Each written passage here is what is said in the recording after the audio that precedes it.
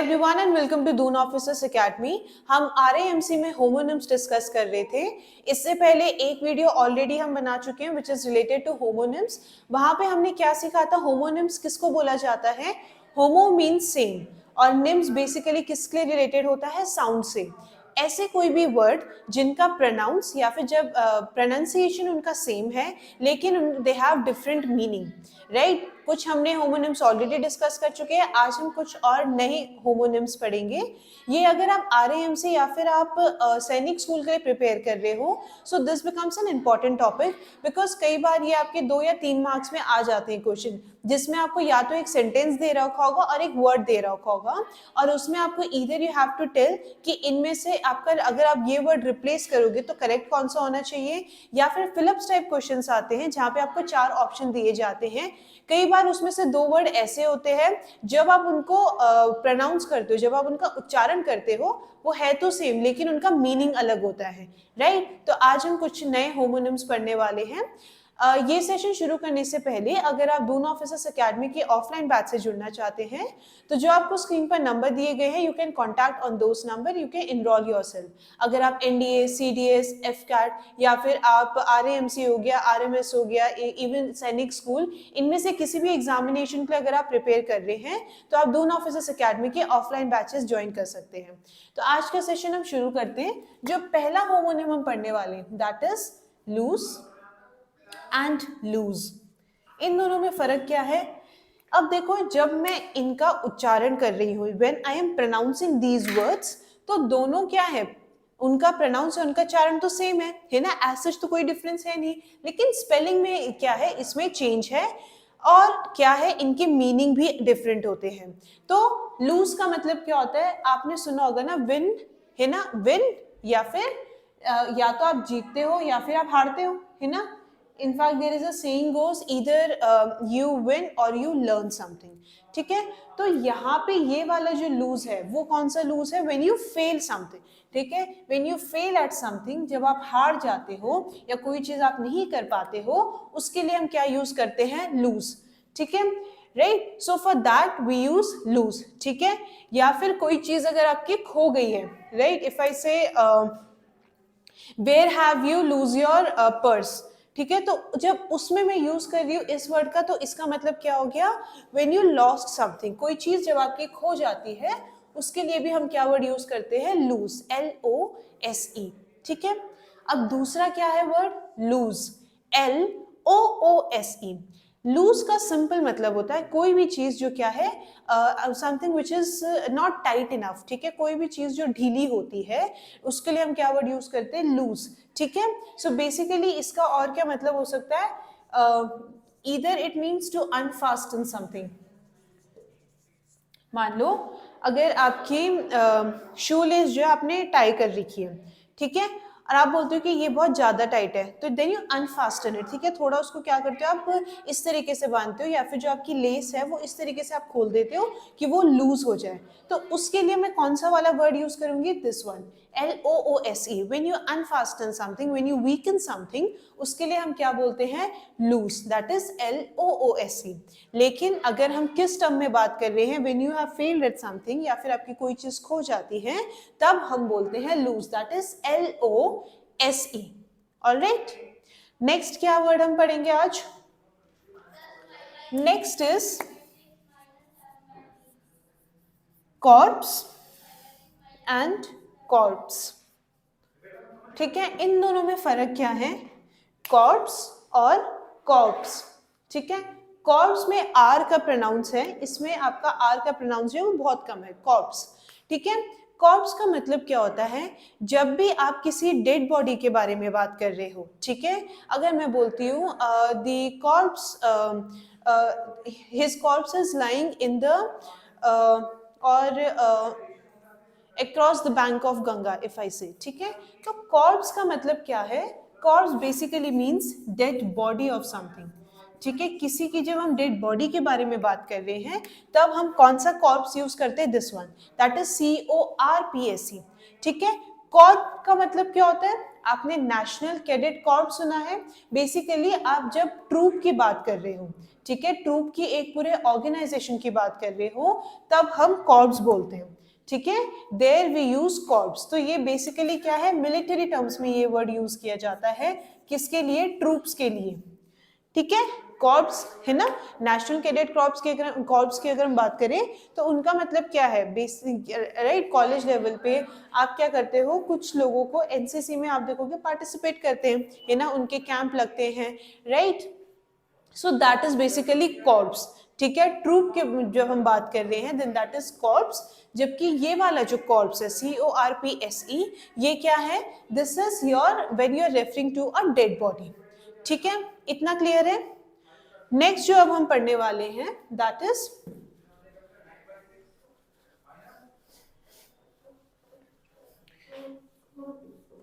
One is desert and dessert, ठीक है,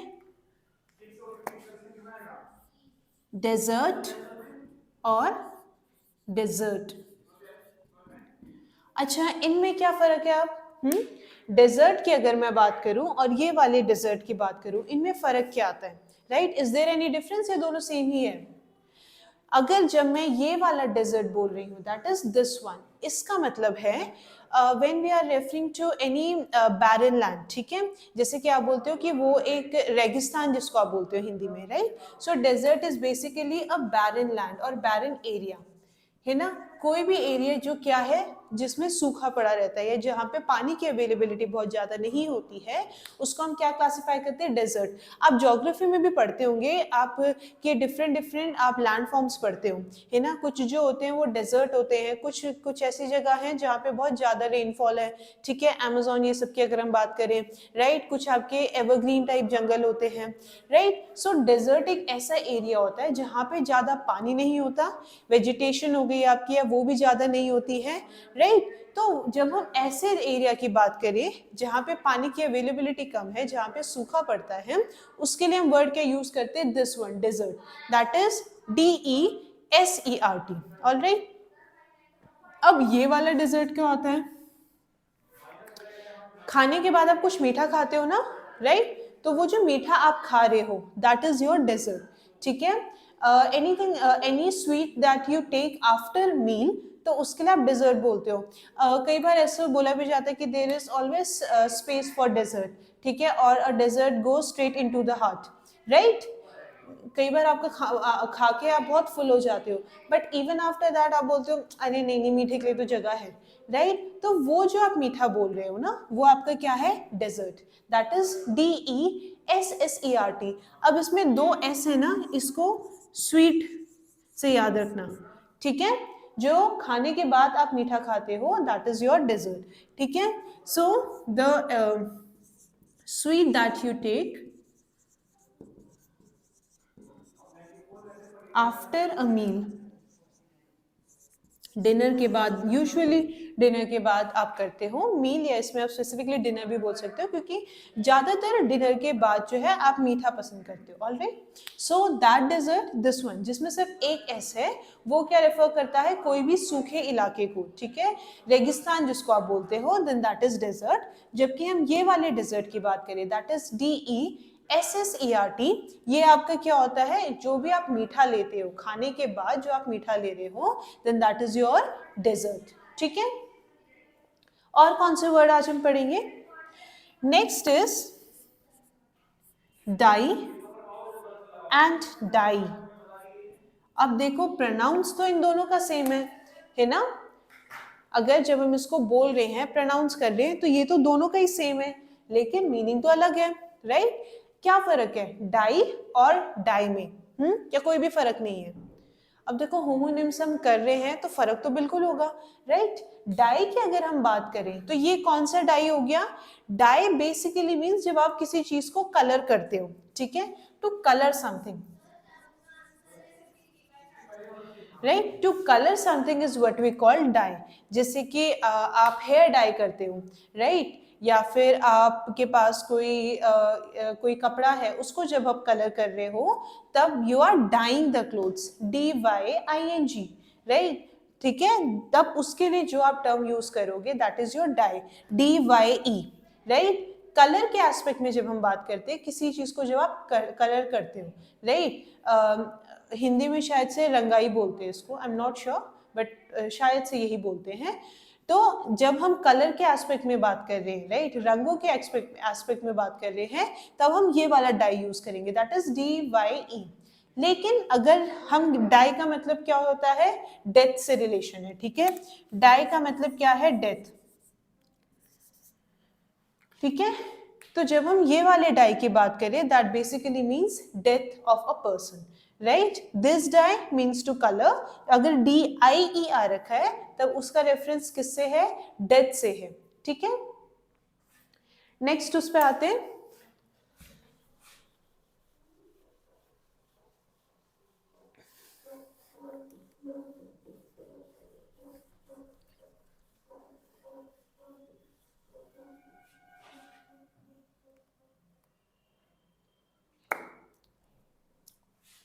dam और डैम, इन दोनों में क्या फर्क है?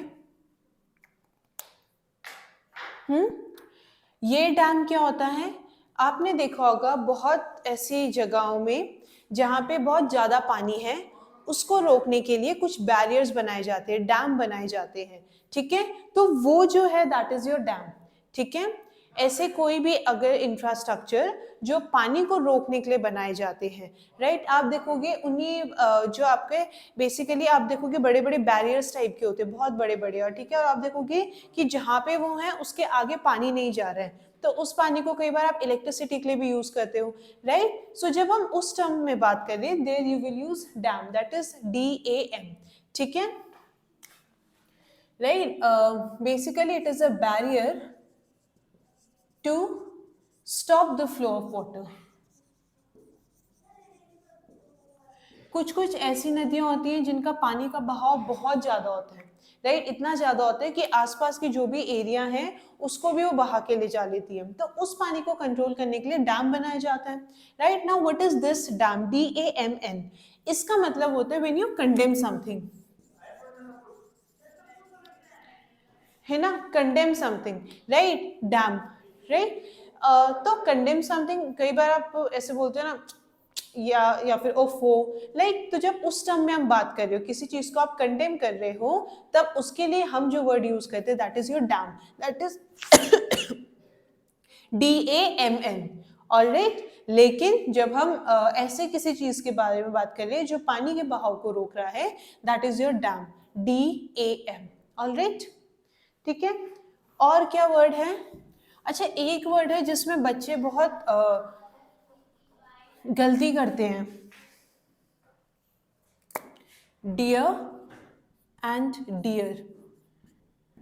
बहुत बार लेटर राइटिंग में बच्चे जो होते हैं, जो डियर लिखना चाहिए वो नहीं लिखते हैं, उसके अलावा जो दूसरा डियर होता है वो लिख देते हैं।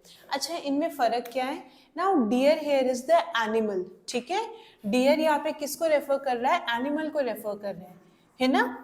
आपने डियर देखा होगा, ठीक है, ब्राउन कलर का होता है, उसमें देखोगे छोटे छोटे व्हाइट से आपके स्पॉट्स होते हैं, राइट, बेसिकली वो इस तरीके से हॉप करके चलता है, सो दैट इज डियर, ठीक है।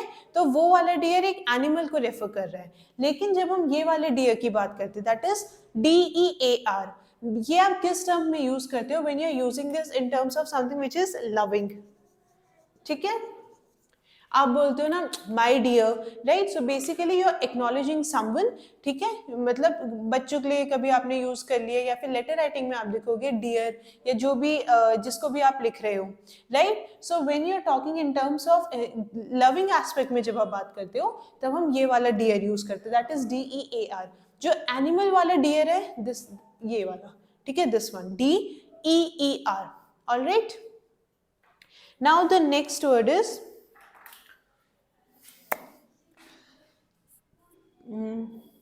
Fair and fare. इन दोनों में क्या फर्क है,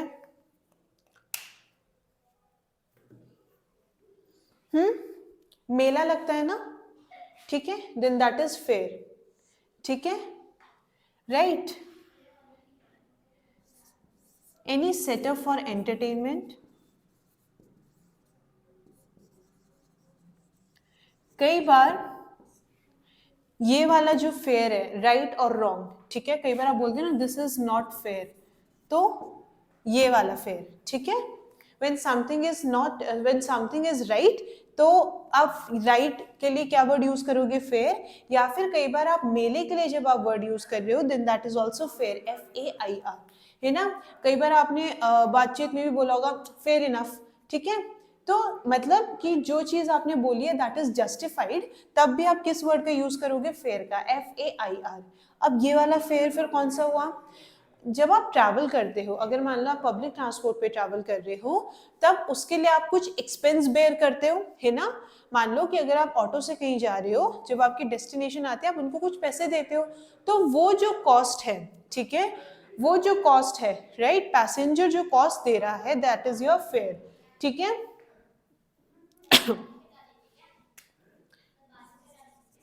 cost of carrying a passenger,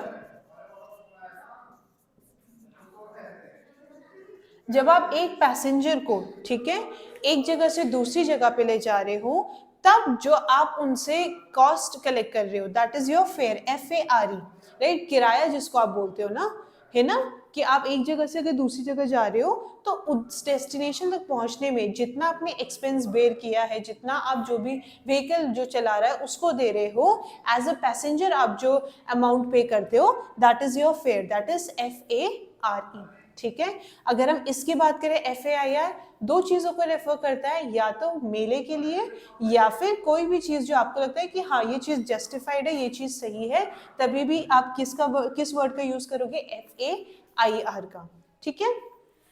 और पढ़ते हैं,